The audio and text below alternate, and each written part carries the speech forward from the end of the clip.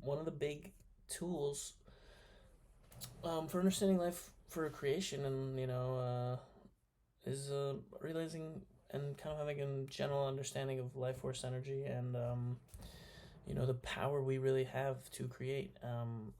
So this is something again that's from some of these things is just more frequently seen in the East. Um, you know, China, India, all around. They have a whole medical system with different words for these energy channels, and different channels for energy to flow through the body. And they called air, oxygen, different words for thousands of years. They called it life force energy, um, like prana. Real serious words than just oxygen. They had a real respect for this energy that we are breathing and keeping all life alive. Um, and without getting too into it, just kind of summarizing it, but the bottom line is that we can ideally want to be able to connect with this energy, be able to feel this energy, be able to use this energy, because it's ours. We're already using it now. We just become conscious of it, and we can kind of feel it more, help it, and it will that will allow it to help us more, is the idea, in our life and in all the ways it can. So yeah, here, if you are scrolling down to the point where you can see there's a little section where you can kind of try to feeling it, or there's any of these meditation books, they kind of get into it, but you ultimately can do it just by focusing on it, and getting the nervous system a little activated parasympathetically, and kind of just feeling it, allowing yourself to just feel as much as you can. But it does take time, and if your subconscious beliefs around it, and you won't really get it, but you can ultimately get to, well, what I'm at, where you just feel like a tingling, and you can kind of direct it to different parts of your body, and you can kind of feel it flowing. But I'm not like super expert energy with that, super energy expert or anything. I just like to stick to neuroplasticity and microbiology, but I might get into that. But so frequencies and music. So this is something that is really great. So music frequencies, um, well, humans have loved music and all these different sounds we can make, and all these different instruments all across the world. We've been making these little instruments all the time with the like, flutes and drums and stuff like that, dancing, having a great time around the party at night, the campfire or whatever. And that's because now we know from neuroplasticity research that music, drums, different instruments, and singing itself gets us into a theta state. It gets us calm and relaxed, and we can now, take action, positive action, which is really interesting. Make action what we really want. That our subconscious gets subdued by this relaxing music, and we just feel really good. And back then, when it was just like no phones, no computers, just like connection with other humans that were also filled with their own limiting beliefs, there was probably not too many reasons to feel good unless you were like really rich, and had an army. So it's this is a kind of super luxury that we get now, to be able to listen to music and be able to just go into it, as far as being able to listen to certain different frequency bands, let alone music themselves. So if we want to feel high gamma, we can do that. We can want to focus, feel some beta, we can do that. If we want to really relax and get into theta, we can do that. If we want to go to sleep, we can listen to delta and do that. Um, and here I have some of the explanations of what these different frequencies do, but they all do some better do different things, because our brains in all different frequencies at all the time. So it's just tuning different ones, and we can focus on the one we want. But there's a ton of different frequencies and different music, as we all know. Being humans, we love music. And I haven't met anyone that doesn't like music, and that's because we can't help it. But our brain loves this kind of relaxation, and just the energy that we get. Um, so that's something else we can get really creative with. I have a bunch of more examples with different frequencies and all in the book. Um, but that's just a little summary, kind of how it makes sense with neuroplasticity. So manifesting love, I have this in there because it's in the book. I have a little more about this in the book, but the bottom line is that you want to be able to feel worthy of it, feel good enough for it, feel like you can already have it, like really feel like you can have it. That's the bottom line, and that's the neuroplasticity mindset. Um, and Okay, so the next part, I'm getting into just more of the worksheets that I have about this stuff. I kind of explained everything was kind of the whole course right there.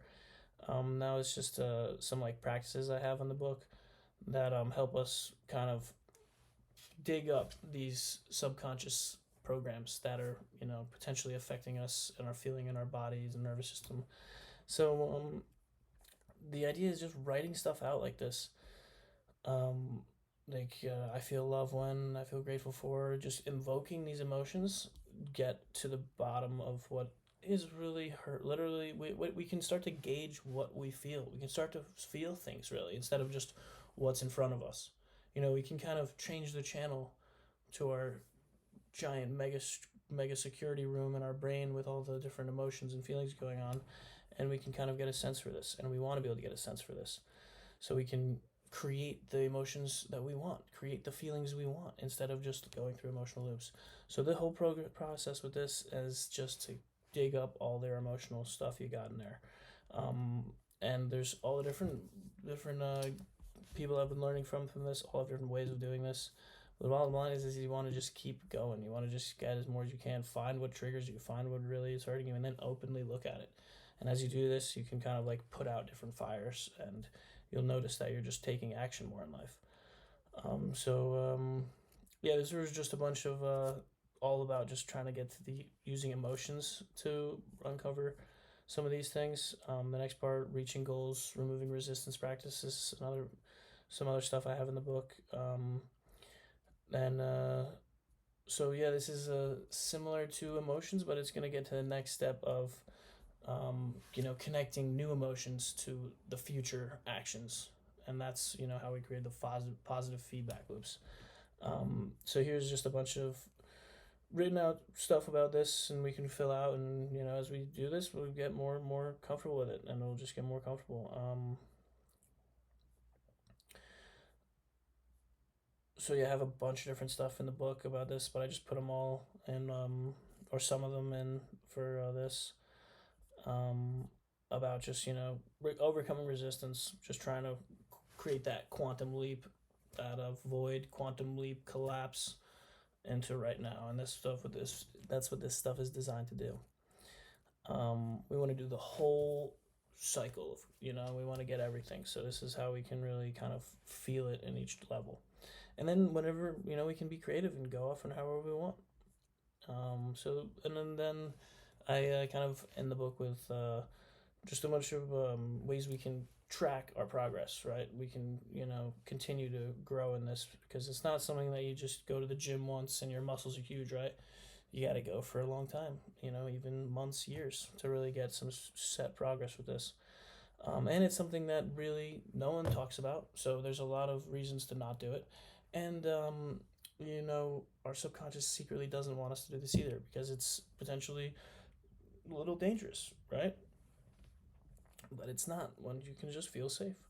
So this is a bunch of stuff about tracking our week, doing journaling, and then I get into some tally tables, which I think are really cool, which you can kind of just create your own or have some of the bunch in the book, with different kind of processes too, which we can go through. And just every day, just check off what you did. Try to have goals about different things you want to do that day. The more you do that, the more you check it off. The more you check it off, the more stuff you get done. The more progress you're just gonna have. You don't have to constantly be thinking about what you want to do, what you need to be doing, because that's really how successful people in corporations operate. They just have stuff they want to do. If it's working, they keep doing it. If it's not, they change it. So for this, we want to use that same mindset, but instead of just the same stuff we've always done, add new things that are a little creative, little get us thinking on something else, and just stay consistent with it. And I have a few of them about hidden here. But yeah, that's basically. And then the bottom, the last part, I have just a part about practice for removing limiting beliefs or upgrading them, and it is it's pretty simple, right? We want to admit which ones we have. What are we saying to ourselves? And then we want to instill a new one, upgrade a new one, be able to feel it, and use all the practices I talked about in the back to really get that going. But yeah, that's the good creative formula. Hope you enjoyed. Um, I wish someone told me this information a while ago. And I think every human with a brain should really understand this stuff. That's why I'm giving it out for free in this course, and the book is only $12, and it not only has all this information and much more, but has the written practice to really help us get through it. Because knowing all this stuff doesn't do it. You have to really understand it and be able to know how you can implement it, and that's what the goal is for this book. That's kind of the stuff that I've been using because I've been through a lot of these expensive courses and stuff, and it's just like they give you a part of it, and then it's like um, that's it. Like you kind of just don't really get a whole picture, but you have to buy the lifetime course to get the whole picture. And this is just giving it more of like a format study guide for it. And I think that's a better way to do it because you can go back at any time and look back and just reanalyze. This has basically all the information that all of them talk about, like explained too, not just like told to you, right? Like I give the evidence from science about all the neuroplasticity stuff, and in the book too, I have a bunch more of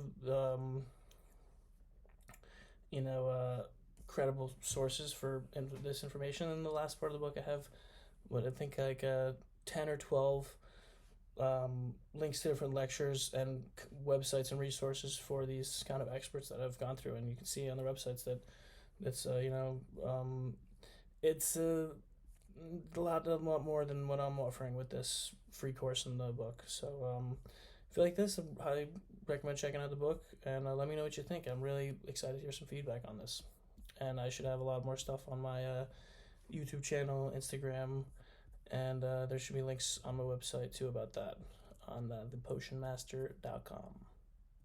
And yeah, thank you for watching.